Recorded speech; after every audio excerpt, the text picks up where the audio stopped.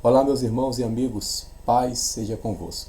Na live Lendo e Explicando a Bíblia Sagrada, nós já lemos a Bíblia toda, de Gênesis a Apocalipse, e agora estamos numa série de estudos sobre as 7 igrejas da Ásia. Hoje eu vou falar sobre a igreja de Pérgamo. Não saia daí.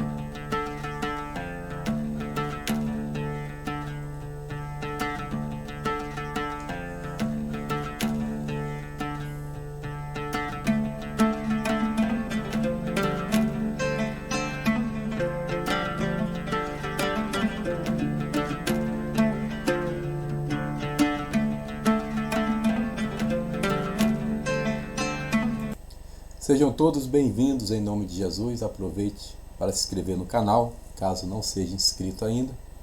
E você pode acessar todos os livros da Bíblia que já foram lidos e explicados. Nós vamos falar hoje sobre, deixa eu melhorar aqui, isso, as 7 igrejas da Ásia. Vamos falar sobre a igreja de Pérgamo. Glória a Deus. Se você também quiser fazer algum comentário, alguma crítica, fique à vontade, em nome de Jesus, tá bom?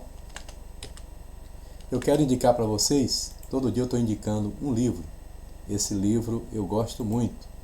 É a História da Igreja Eclesiástica, de Eusébio de Cesareia. Ele fala da história eclesiástica até o ano 340, tá bom? É um livro muito bom, eu uso para dar aula. Bem-aventurado aquele que lê e os que ouvem as palavras dessa profecia e guardam as coisas que nela estão escritas, porque o tempo está próximo. Recapitulando, todas as aulas eu tenho mostrado. Aqui estava a ilha de Patmos, lá embaixo, a ilha de Patmos, essa bolinha amarela. Já falamos sobre Éfeso e Esmirna, agora vamos falar de Pérgamo, certo? Aqui na sequência, são as 7 igrejas da Ásia. Hoje, todas estão ali na região da Turquia. Apocalipse 1:20 diz: 7 castiçais são as 7 igrejas, e as 7 estrelas são os seus pastores. Então, quando diz ao anjo da igreja que está em Pérgamo, está falando diretamente com o pastor, que é conhecido na Bíblia como o anjo da igreja. Vamos que vamos. Eu vou colocar aqui algumas informações sobre a cidade de Pérgamo, tá bom? Fica ligado aí. Cidade de Pérgamo, a palavra é uma palavra que significa purgos, ou torre, ou castelo, tá bom? Pérgamo, purgos, torre ou castelo. A mais ilustre de todas as cidades da Ásia, segundo o historiador romano Plínio o Moço. A mais ilustre de todas as cidades da Ásia. Era a cidadela de Troia. O que é cidadela, pastor João Neres? Cidadela era uma fortificação. Tá? Então, Troia é uma cidade muito famosa, né, pela história do cavalo de Troia. E essa cidade de Pérgamo era a cidadela, ou seja, a fortaleza que dava segurança à cidade de Troia. Nessa cidade de Pérgamo havia cultos pagãos, um culto a Zeus, um culto a Atena, a Dionísio, a Asclépio, e também havia culto ao imperador. Tá? Culto ao imperador e o terrível culto dos magos, de origem babilônica, onde o mago Mor, o mago por excelência, o feiticeiro Mor, era chamado de Pontifex Maximus. Você já deve ter ouvido essa palavra em alguma outra religião. Pois é, mas aqui o Pontifex Maximus era o mago, sabe aquele que anda por cima do fogo? Aquele que faz coisas extraordinárias? Ele era o mago número 1, né? Pontifex Maximus. Essa cidade também fabricava ungüentos, vasos e pergaminhos, né? Pergaminhos, muito parecido, né? Por isso o nome Pérgamo. Atual cidade de Bergama, na Turquia, onde em breve eu quero conhecer, se Deus quiser, fazer uma propaganda aqui da NK Viagens. é uma empresa de viagens do meu filho, Nasson Rodrigues, e Karen, a mãe da Radassa.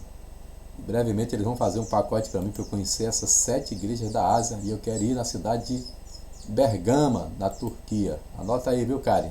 Anota aí. Glória a Deus. Bem, falamos um pouco do histórico da cidade, só recapitulando, eu vou ler o texto para nós comentar, tá? Então, Pérgamo, a palavra Purgos, ou uma torre, castelo, era a mais ilustre da cidade da Ásia, segundo Plínio Moço, uma cidadela de Troia, uma fortificação. Havia cultos pagãos, aí onde nós vamos chegar com aquela história de você está onde está o trono de Satanás. Vou já explicar, né? Também tinha o culto ao imperador.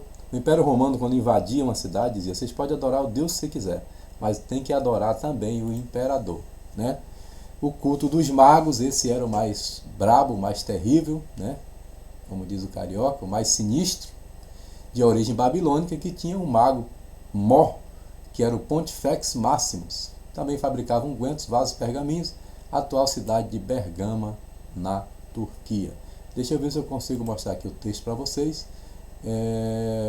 Não, está no versículo errado, mas a gente vai acertar agora. Aqui eu estou com a Bíblia Livros, Apocalipse, capítulo 2, a igreja de... Eita Jesus, cadê Esmirna? Esmirna está aqui. Ok. Aqui, Pérgamo. Pronto. A partir do versículo 12 é a igreja de Pérgamo. Tá certo? Só conferindo aqui que está aparecendo para vocês. Ao anjo da igreja que está em Pérgamo escreve, isto diz o que tem a espada aguda de 2 fios. Deixa eu só dar uma dica aqui para vocês.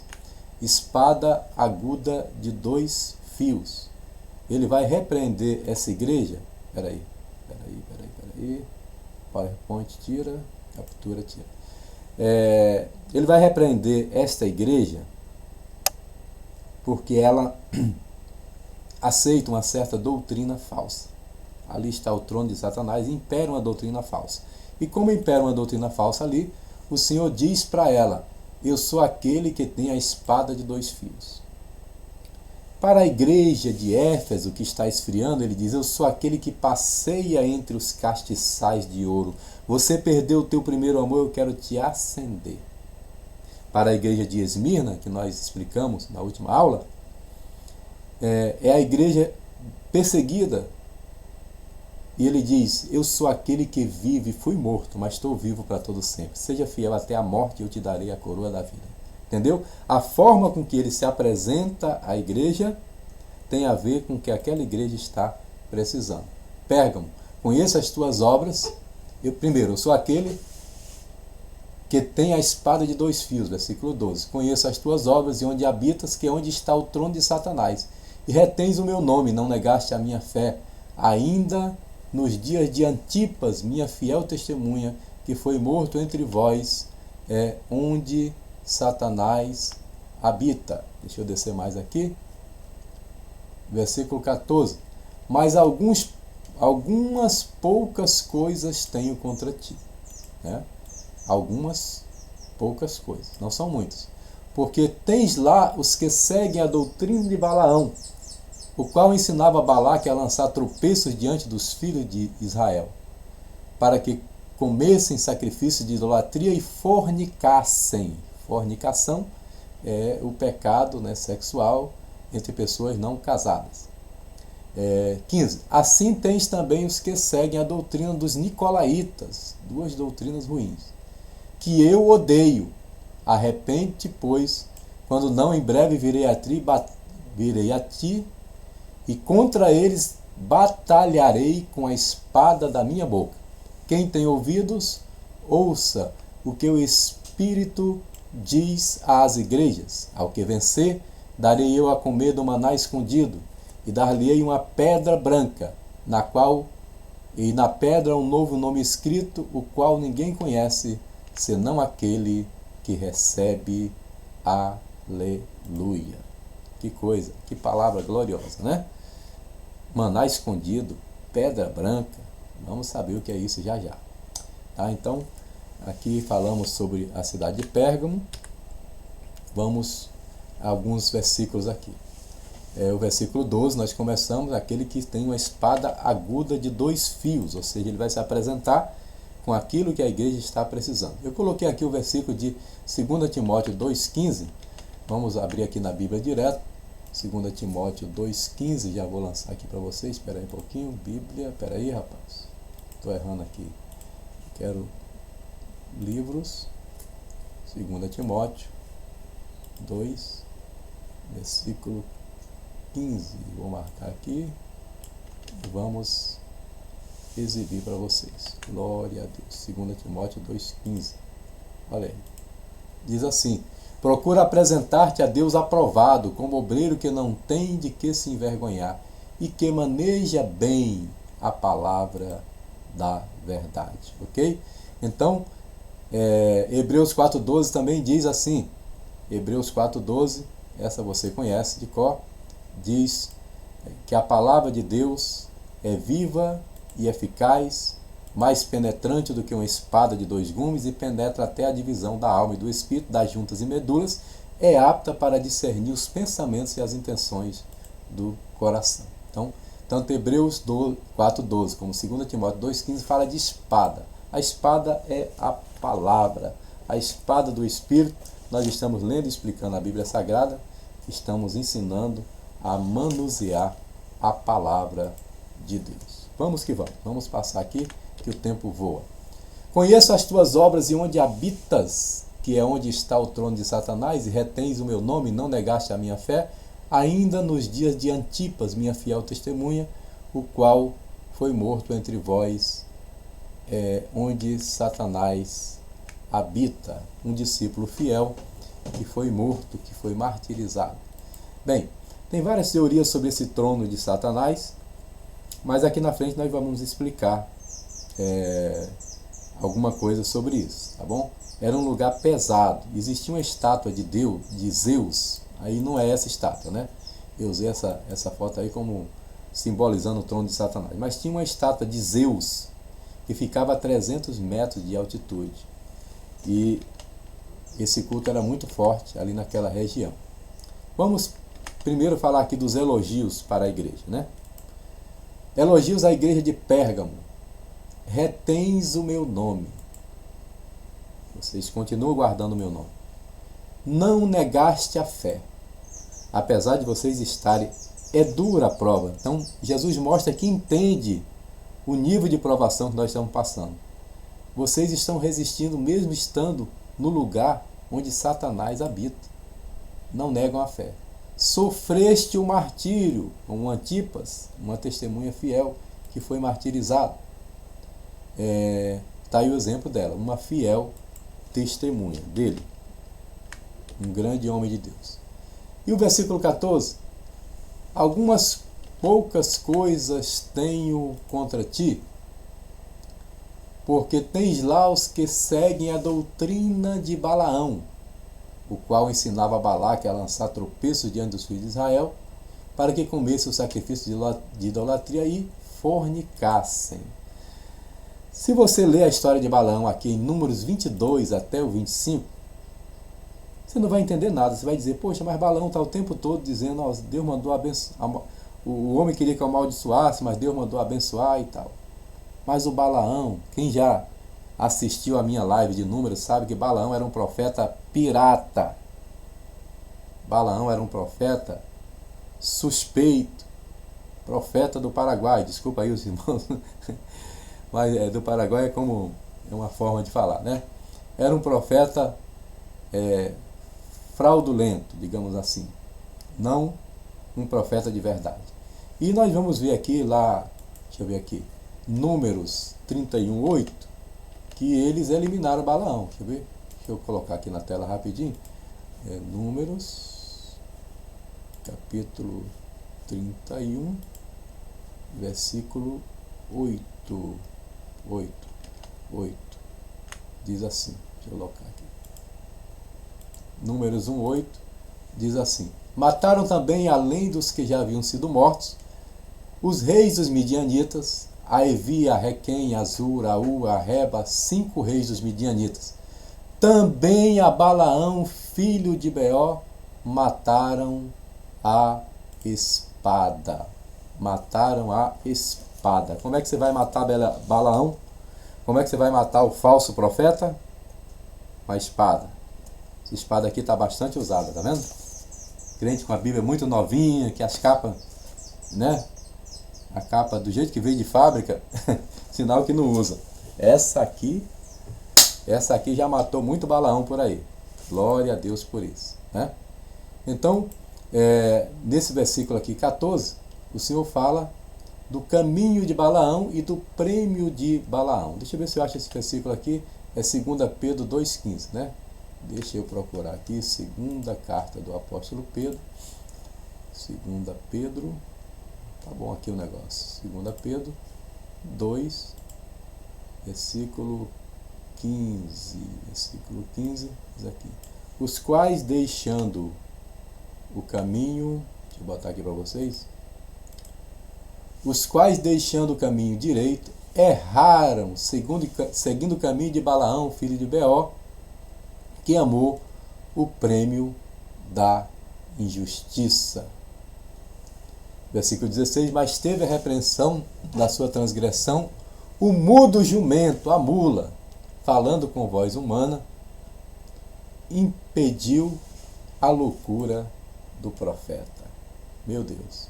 Então, aqui fala do caminho de Balaão e do prêmio de Balaão. Essa igreja estava tolerando a doutrina de Balaão. Diz também em Apocalipse 2,15, ainda para a igreja de Pérgamo: assim tens também os que seguem a doutrina dos nicolaítas, que eu odeio.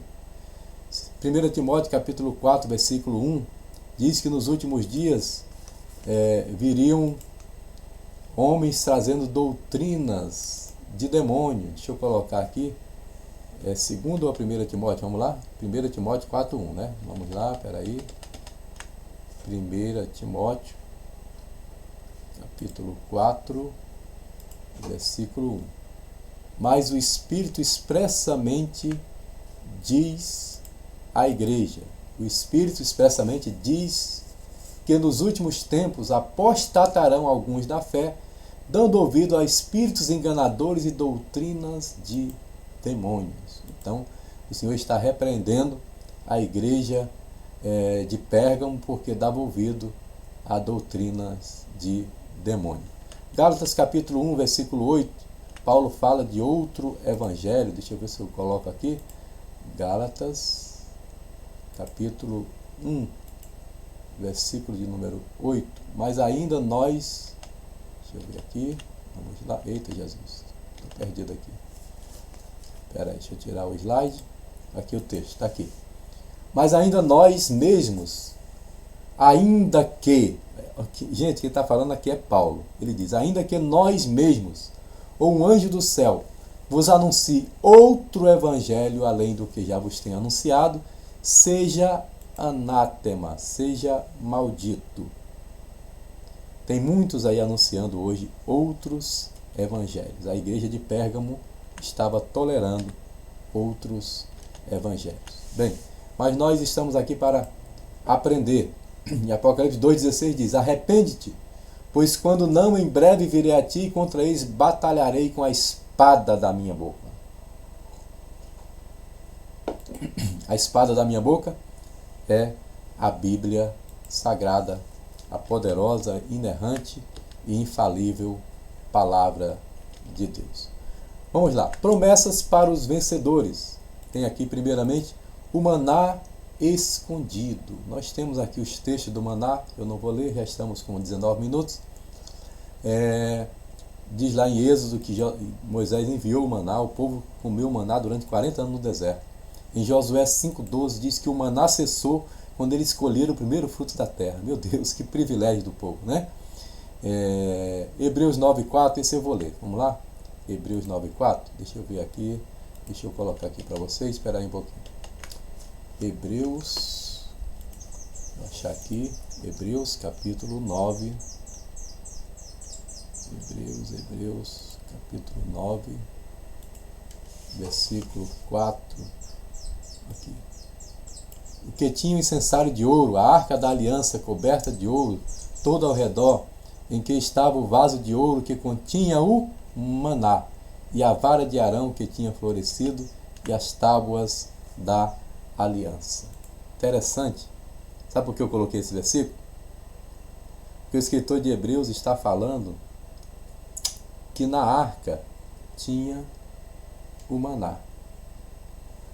Mas, quando Salomão inaugurou o templo e que eles colocaram a arca no templo, não tinha mais o maná.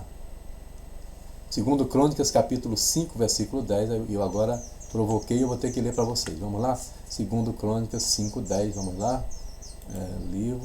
Segundo Crônicas, capítulo 5 e o versículo 10. Olha aqui, olha aí. Na arca não havia coisa alguma. Espera aí, que não está aparecendo para vocês. Espera aí. Aqui. Na arca não havia coisa alguma senão 2 tábuas que Moisés tinha posto em Horebe, quando o Senhor fez aliança com o filho de Israel saindo do Egito. E o maná? E a vara de Arão? Não estava, só estavam as tábuas da lei. Aí você vê aqui que aquele que vencer vai comer do maná escondido.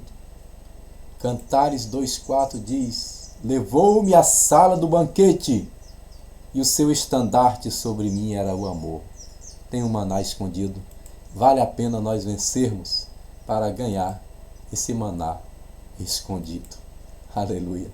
E receberá também uma pedra branca, com um novo nome escrito, o qual ninguém conhece. Bem, tem mais de uma teoria. Muitos falam que no tribunal a pessoa recebia uma pedra branca ou uma pedra preta. Ele era condenado, se recebesse a pedra preta, ou a branca era absolvido. É uma teoria apenas. Mas aqui eu acho que não é essa, porque aqui está dizendo o seguinte: está dizendo que nessa pedra branca tem um novo nome escrito. É um mistério. O Senhor terá um novo nome, e cada um de nós terá um novo nome, e esse novo nome ninguém conhece, senão aquele que recebe. Oh, aleluia! Minha mãe me chamava de Joãozinho. Então eu acho que é uma coisa assim muito íntima. Jesus me tem por um nome que só Ele sabe. É mistério. Então eu prefiro não arriscar dizer o que é que tem na pedra branca. Se eu explicar para você o que é que tem na pedra branca, eu estou mentindo, porque aqui o texto está dizendo: ninguém conhece senão aquele que recebe. Tá ok? Oh, glória! Vamos lá, gente, vamos terminar. Está uma maravilha, né? Promessa para a igreja, só repetindo aqui a promessa para a igreja que vencer em Pérgamo, onde está o trono de Satanás. Quem tem ouvidos, ouça o que o Espírito diz às igrejas: o que vencer eu darei a comer o maná escondido, e dar-lhe-ei uma pedra branca, e na pedra um novo nome escrito, o qual ninguém conhece senão aquele que recebe. Diga aleluia, diga glória a Deus. E amanhã nós vamos falar sobre a igreja de Tiatira. Glória a Jesus. 23 minutos, oremos ao Senhor.